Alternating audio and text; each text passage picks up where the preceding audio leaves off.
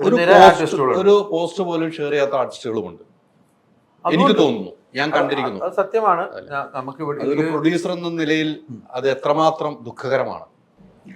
അല്ല, അത് തീർച്ചയായും എല്ലാവരും അവരവരുടെ നെക്സ്റ്റ് ഒരു പ്രോജക്റ്റ് ചെയ്യുമ്പോൾ അടുത്ത പ്രോജക്റ്റിലേക്ക് ഓൺ ആവുകയാണല്ലോ ചെയ്യുന്നത്.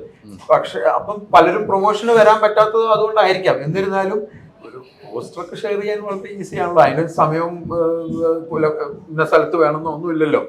അതൊക്കെ ചെയ്യാനുള്ള കാര്യങ്ങളാണ്. അത് അവരവരുടെ ഒരു മോറൽ റെസ്പോൺസിബിലിറ്റിയാണ്. അവർ ചെയ്തൊരു പ്രോജക്റ്റ് അവര് ഇതിന്റെ പ്രൊമോഷനെ ഹെൽപ്പ് ചെയ്യാന്നുള്ളത് ഓരോ ഇൻഡിവിജ്വൽ പേര് കേട്ട ആർട്ടിസ്റ്റ് എന്നല്ല, ആ പ്രോജക്റ്റിൽ ആരൊക്കെ ഇൻവോൾവ് ആയിട്ടുണ്ടോ, അത് ടെക്നിക്കൽ ക്രൂ ആയിക്കോട്ടെ, ആക്ടിംഗ് ക്രൂ ആയിക്കോട്ടെ, ഇവർക്കൊക്കെ ഒരു മോറൽ റെസ്പോൺസിബിലിറ്റി ഉണ്ട്. ആ പടത്തിനെ ഹെൽപ്പ് ചെയ്യുക, സപ്പോർട്ട് ചെയ്യുക, ഷെയർ ചെയ്ത് ജനങ്ങളിലേക്ക് എത്തിക്കുക എന്നുള്ളത്.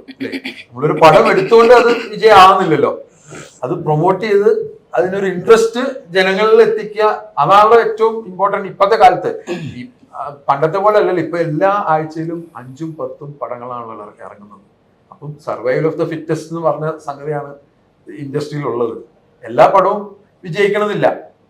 ഒരുപാട് ആസ്പെക്ട്സ് ഉണ്ടല്ലോ വിജയത്തിന്. ചിലപ്പോൾ അതിന്റെ മേക്കിങ്ങിലായിരിക്കും, ചിലപ്പോൾ അതിന്റെ സ്റ്റോറി ലൈനിലായിരിക്കാം വിജയം കണ്ടെത്തുന്നത്, ചിലപ്പോൾ അതിന്റെ പ്രൊമോഷനിലും ആയിരിക്കാം, അല്ലേ? അപ്പം ഇതെല്ലാം കൂടെ കൂടുമ്പോഴാണല്ലോ നമുക്കൊരു എന്താ പറയാ, ഇതിനൊരു സക്സസ് ഉണ്ടാവും എന്നുള്ളൊരു പ്രതീക്ഷ ഉണ്ടാകും. അല്ല, ഇങ്ങനെയൊക്കെ സംഭവിക്കുമ്പോൾ താങ്കൾ ഒരു പ്രൊഡ്യൂസറാണ്. ഇനി ഒരു സിനിമയാണെന്നുള്ള ആ ഒരു ഇൻട്രസ്റ്റ് പോലും നഷ്ടപ്പെടുത്തുകയല്ലേ ഇത്തരം താരങ്ങൾ? അങ്ങനെ പറഞ്ഞുകൂടാ. ഇപ്പൊ എല്ലാരും ഒരേ സ്വഭാവക്കാരാണ് പറഞ്ഞിട്ടില്ല, ഇത്തരം താരങ്ങൾ എന്നാ പറഞ്ഞിട്ടുള്ളത്. അത് ശരിയാണ്. പക്ഷെ എന്ന് വെച്ചിട്ട് നമ്മൾ അതൊരു വളരെ നെഗറ്റീവായിട്ട് കാണേണ്ട ആവശ്യമൊന്നുമില്ല. നല്ല കണ്ടന്റ് ഉണ്ടെങ്കിൽ വിജയിക്കും തീർച്ചയായിട്ടും എന്റെ ഒരു അണ്ടർസ്റ്റാൻഡിങ്. മാറ്റമൊന്നുമില്ല. ഞാൻ സിനിമ ഇൻഡസ്ട്രിയെ സംബന്ധിച്ചിടത്തോളം ഞാൻ ഒരു ശിശുവാണ്. എന്നിരുന്നാലും ഈ ചുരുങ്ങിയ കാലങ്ങൾ കൊണ്ട് ഞാൻ മനസ്സിലാക്കിയ കുറെ കാര്യങ്ങൾ വെച്ച് പറയാണ്. ഇത് ഒരാളെ ഡിപ്പെൻഡ് ചെയ്തുകൊണ്ട് മാത്രമല്ലല്ലോ ഒരു ഫിലിം വിജയിക്കുക എന്നുള്ളത്. ഒരുപാട് ആസ്പെക്ട്സ് ഇല്ലേ ഒരു ഫിലിമിന്റെ വിജയത്തിന്. അപ്പം അങ്ങനെ പറഞ്ഞുകൂടാ. എന്നിരുന്നാലും എനിക്ക് തോന്നുന്നത് ഇപ്പൊ എല്ലാ ആർട്ടിസ്റ്റുമായിട്ടും ഓരോ അഗ്രിമെന്റ് ഉണ്ടാവുമല്ലോ. ആർട്ടിസ്റ്റ് പ്രൊഡ്യൂസർ പ്രൊഡക്ഷൻ അഗ്രിമെന്റ് ഉണ്ടാവും. ഈ അഗ്രിമെന്റ് പ്രകാരം ഡബിങ്ങോടുകൂടി അവരുടെ സെറ്റിൽമെന്റ് കഴിയുകയാണ്. മിക്ക അഗ്രിമെന്റും അങ്ങനെയാണ് ഞാൻ മനസ്സിലാക്കിയത്. ചിലപ്പോൾ തെറ്റായിരിക്കാം കേട്ടോ. പക്ഷെ അതിന് പകരം പ്രൊമോഷൻ കൂടെ കഴിഞ്ഞതിന് ശേഷം ഫൈനൽ സെറ്റിൽ ചെയ്യാവുന്ന അങ്ങനെ ഒരു ഓപ്ഷൻ ഉണ്ട്. പക്ഷെ ആ ഒരു ഓപ്ഷൻ ഫോളോ ചെയ്യുന്നില്ല ആരും. ഞാൻ പലരുമായിട്ടും അഗ്രിമെന്റ് വെച്ചപ്പോ ഒക്കെ ഡബിങ്ങിന് ഇത് ഫിനിഷ് ചെയ്യണം എന്നാണ് എല്ലാവരും എന്നോട് ആവശ്യപ്പെട്ടുള്ള സംഘടന. അങ്ങനെ ഒരു ഓപ്ഷൻ ഉണ്ട്. അതെ, പക്ഷെ അത് എന്തുകൊണ്ട് എങ്ങനെ താങ്കൾക്ക് അറിയാൻ പറ്റിയിട്ടില്ല? ചിലപ്പോ ആയിരിക്കാം. ഞാനിത് ആദ്യമായിട്ടാണല്ലോ. നിർമ്മാതാക്കളുടെ എഗ്രിമെന്റ് അങ്ങനെ ഒരു ഓപ്ഷൻ ഉണ്ട്. ശരി, മനസ്സിലായോ? അത് നിർമ്മാതാക്കളുടെ സംഘടനയിലെ ഓപ്ഷൻ വരുന്നത് ബോംബെ ഉൾപ്പെടെയുള്ള മറ്റ് സ്ഥലങ്ങളിൽ ഡബ്ബിങ് കഴിഞ്ഞിട്ട് പ്രൊമോഷൻ കഴിഞ്ഞിട്ട് 25% പൈസ നൽകാവോ എന്നൊരു എഗ്രിമെന്റ് ഉണ്ട്. അത് ഇവിടുത്തെ നിർമ്മാതാക്കൾ ഫോളോ ചെയ്തിട്ടുണ്ട്, ഈ സംഘടന ഫോളോ ചെയ്തിട്ടുണ്ട്. താങ്കളെ പറ്റിക്കപ്പെട്ടു. അങ്ങനെ പറഞ്ഞുകൂടാ. പക്ഷെ ഡബ് ചെയ്യണമെങ്കിൽ ഇവർക്ക് സെറ്റിൽമെന്റ് വേണമെന്ന് പറഞ്ഞാൽ ഞങ്ങൾ എന്ത് ചെയ്യും? പ്രൊഡക്ഷൻ സൈഡിൽ നോക്കുമ്പോൾ ഞങ്ങൾക്ക് ഡബിങ് ആണ് ഏറ്റവും ഇമ്പോർട്ടന്റ്. ഡബ് ചെയ്യാതെ നമുക്ക് പോസ്റ്റ് പ്രൊഡക്ഷൻ ഫിനിഷ് ചെയ്യാൻ പറ്റില്ലല്ലോ, അല്ലേ? അതായത് ഒരാൾക്കും പൈസ കൊടുക്കാനില്ല എന്ന് ചുരുക്കം. തീർച്ചയായും അങ്ങനെ ഒരു പരാതി എന്റെ അടുത്ത് പറയില്ല. എല്ലായിടത്തും എഗ്രിമെന്റ് വെക്കുമ്പോ ഡബിങ് കഴിഞ്ഞിട്ട് ഇത്ര പേയ്മെന്റ് അങ്ങനെയാണല്ലോ വെക്കുക. പ്രൊമോഷൻ എന്ന് പറഞ്ഞ വെക്കുന്നില്ലല്ലോ. പ്രൊമോഷൻ ഒരു ഓപ്ഷൻ ഉണ്ട് ആ എഗ്രിമെന്റിൽ. നമുക്കൊക്കെ വരുമ്പോഴും ഇങ്ങനെ ഡബിങ് കഴിഞ്ഞിട്ട് പ്രൊമോഷൻ വരാത്ത പല കാരണങ്ങളുണ്ട്. ചിലപ്പോൾ സിനിമയ്ക്ക് ലൊക്കേഷൻ അവര് ഷൂട്ട് ചെയ്യായിരിക്കും.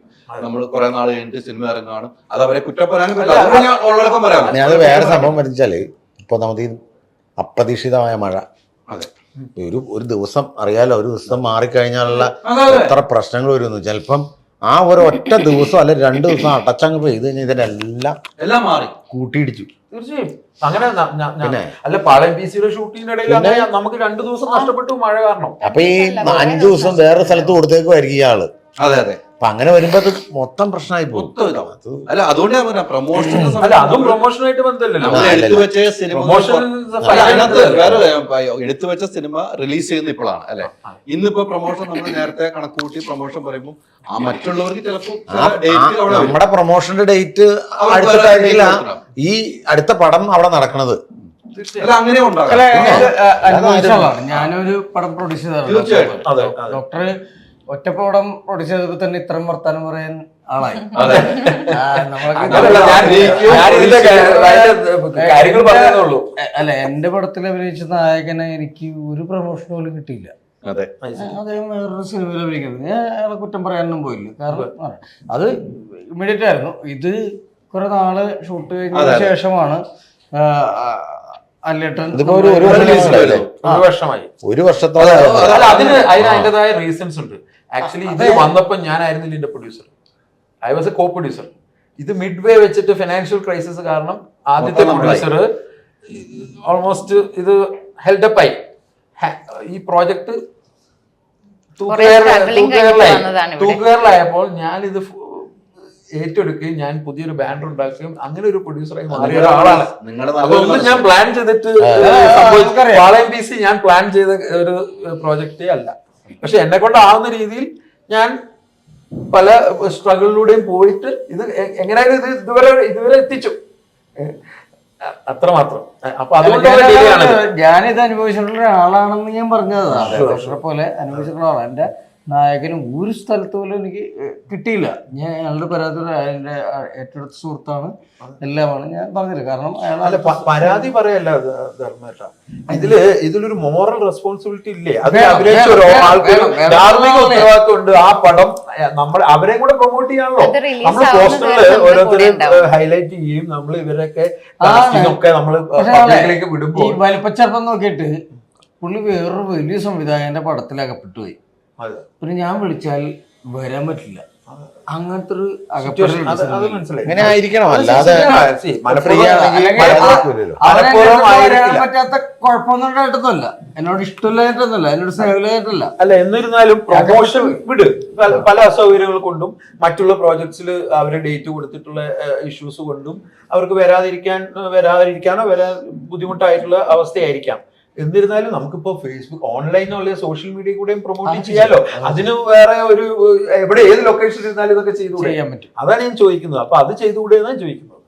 ആ ചോദ്യം പ്രസക്തമാണ് ഡോക്ടർ, ആ ചോദ്യം പ്രസക്തമാണ്. അതായത് ലൊക്കേഷനിൽ ഞാൻ പറയട്ടെ, ലൊക്കേഷനിൽ വെറുതെ ഫോൺ എടുത്തിരിക്കുന്ന ആൾക്കാരുണ്ട്. ഇവർക്കിതൊക്കെ അറിയാവുന്ന പണിയാണ്. എനിക്കിതൊന്നും വലിയ പരിചയമില്ലാത്ത പണിയാണ്. അവർക്കൊരു എത്രയോ സ്ഥലങ്ങളിലേക്ക് ഇത് വിടാൻ പറ്റും. തീർച്ചയായും. അല്ല, ഇപ്പത്തെ ഒരു ട്രെൻഡ് എന്ന് പറഞ്ഞാൽ സോഷ്യൽ മീഡിയ കൂടെ ഉള്ള പ്രൊമോഷൻ ആണല്ലോ. മോർ ദാൻ ഇപ്പൊ ഹോർഡിങ്ങോ ഫ്ലെക്സോ ഒക്കെ വളരെ ചുരുക്കം ഇപ്പൊ കണ്ടുവരുന്നുള്ളൂ. മറ്റു നമ്മളൊരു ഒരു ഒരു ഒരു ഒരു സ്ഥലത്തേക്ക് യാത്ര ചെയ്യുകയാണെങ്കിൽ നിറച്ചും സിനിമ പോസ്റ്റേഴ്സ് ആണ്. ഇപ്പൊ കേരളത്തിൽ മൊത്തം റോഡ് പണി നടക്കുന്നുണ്ട്, ഒരു ഫ്രെയിമും ഇല്ല. പോസ്റ്ററോ ഹോർഡിങ്ങോ ഒക്കെ സാധനം വൈഡനിങ് ആണ്, എല്ലായിടത്തും റോഡ്. അപ്പം ആരും തന്നെ അതിലേക്ക് ഫോക്കസ് ചെയ്യുന്നില്ല എന്നാണ് ഞാൻ മനസ്സിലാക്കിയത്. കൂടുതലും ആൾക്കാർ സോഷ്യൽ മീഡിയ കൂടെ തന്നെയാണ് നമ്മളെ പ്രോജക്ട്സും നമ്മുടെ വർക്കും. ഈവൻ ആക്ടേഴ്സ് ആണെങ്കിൽ തന്നെ റീൽസ് ഒക്കെ ഇട്ടിട്ടാണല്ലോ അവരെ തന്നെ പ്രൊമോട്ട് ചെയ്ത്. തീർച്ചയായിട്ടും നമ്മൾ കാണുന്നതൊക്കെയാണ്. ഡോക്ടറിന്റെ ഒരു മനസ്സിന്റെ ഒരു സംഭവം അറിഞ്ഞുകൊണ്ട് ഞാൻ ചോദിച്ച ചോദ്യങ്ങളാണ്. ഞാനും ഈ സിനിമ ഫോളോ ചെയ്യുന്നതാണ്. ഇവരൊക്കെ ധർമ്മമൊക്കെ പോസ്റ്റ് ചെയ്യുമ്പോൾ ഞാൻ ഈ നോക്കുമ്പോൾ ഇതിന്റെ ആർട്ടിസ്റ്റുകൾ ആരൊക്കെയാണ് ഇത് ചെയ്യുന്നത്, എനിക്ക് മനസ്സിൽ ഉണ്ടായ ഒരു കാര്യം ഡോക്ടറിന് ചോദിച്ചാണ്. അടച്ചു കുറ്റം പറയല്ലോ, പക്ഷെ ഓരോരുത്തരുടെയും ധാർമ്മിക ഉത്തരവാദിത്തമാണ്. ഇത് അവരവരുടെ പ്രോജക്ട്, അവർ ഇൻവോൾവ് ചെയ്ത പ്രോജക്ട് ഇതൊരു ഫാമിലി പോലെ ആണല്ലോ, ഇതൊരു കൂട്ടായ്മയാണല്ലോ. സിനിമ എന്ന് പറഞ്ഞ ഒരു കൂട്ടായ്മയാണ്, ഒരാളുടെ സിനിമ മാത്രമല്ല. അതെ അതെ അതെ. അത് ഏതെങ്കിലും ഒരു ചെയിനിൽ ഒരു ലിങ്ക് പോയി കഴിഞ്ഞാൽ അത് കൊളാപ്സ് ചെയ്യും. അതെ. അപ്പൊ എല്ലാരും കൂടെ വിചാരിച്ചാൽ മാത്രമേ ഒരു പടം പ്രേക്ഷകരിലേക്ക് എത്തിച്ച് ഇത് വിജയിപ്പിക്കാൻ പറ്റുള്ളൂ. അതുവഴി അവർക്കും മെച്ചല്ലേ, ഓരോരുത്തർക്കും അവരവരുടെ പ്രോജക്റ്റ് വിജയിക്കുമ്പോൾ അതിൽ വർക്ക് ചെയ്ത് ഓരോരുത്തർക്കും ഗുണമല്ല ചെയ്യുന്നത്. സംശയിക്കണം, അങ്ങനെ ഞാൻ പോകുന്നത്. എന്തായാലും അത് ഞാൻ ചോദിക്കണം എന്ന് തോന്നി, ഞാൻ ചോദിച്ചതിന് കൃത്യമായ മറുപടിയിലേക്ക് പോയി. ഇനി നമ്മൾ പാളയം PC-യിലേക്ക് പോവാണ് അല്ലെ ധർമ്മ? ഈ സബ്ജക്ട് കേട്ടു എനിക്കൊന്നും നമ്മൾ സിനിമയായിട്ട് ഇന്റർവ്യൂ ചെയ്തിട്ട് കുറെ നാളുകളായി അല്ലെ? ഇന്നാണ് നമ്മൾ ആ ഇന്റർവ്യൂവിൽ ഇരിക്കുന്നത്. കുറെ നാളായി പണി കിട്ടിയിട്ട്. അതായത് പാളയം PC-യുടെ കഥ VM വിനു എന്ന് പറയുന്ന ഡയറക്ടറിന്റെ അനിയനാണ് VM അനിൽ എന്ന് പറഞ്ഞിട്ട് എന്നോട് സബ്ജക്ട് സംസാരിക്കുന്നത്. വലിയ ഭയങ്കര വേഷമൊന്നുമല്ല ചേട്ടാ. എന്റെ പോർഷൻ പറഞ്ഞുകൂടെ കേട്ടോ, ഭയങ്കര വേഷമൊന്നും അല്ല, പക്ഷെ നല്ല ക്രൂഷ്യൽ ആയിട്ടുള്ളൊരു ഒരു ഇതുവരെ ധർമ്മജൻ ചെയ്യാത്ത ഒരു അല്ല ഞാൻ പറയുന്നത് അല്ലേ? എനിക്ക് ഭയങ്കര അദ്ദേഹത്തിന്റെ എളിമ കൊണ്ടാണ് അങ്ങനെ. അവ എനിക്ക് ഇങ്ങനത്തെ ഒരു വേഷം തരുന്നത്. അപ്പൊ എന്റെ പോർഷൻ എന്താണ് ചേട്ടാന്ന് ഞാൻ ചോദിച്ചു. അപ്പൊ ഇങ്ങനെ പത്രോസ് എന്ന് പറഞ്ഞൊരു കഥാപാത്രമാണ്, ഇങ്ങനെയൊക്കെയാണ് എന്ന് പറഞ്ഞു തന്നു. ഓക്കെ, ഞാനതിൽ സംതൃപ്തനാണ്. അങ്ങനെ ഭയങ്കര തിരക്കിട്ട സിനിമകളിൽ നിന്നും തിരക്കില്ലാത്ത സമയത്തേക്ക് മാറിയ ടൈമിലാണ് ദേവ് വിളിക്കുന്നത്. അപ്പോൾ അതുകൊണ്ട് ഞാൻ വളരെ സ്നേഹപൂർവ്വം ആ ക്ഷണം സ്വീകരിച്ചു.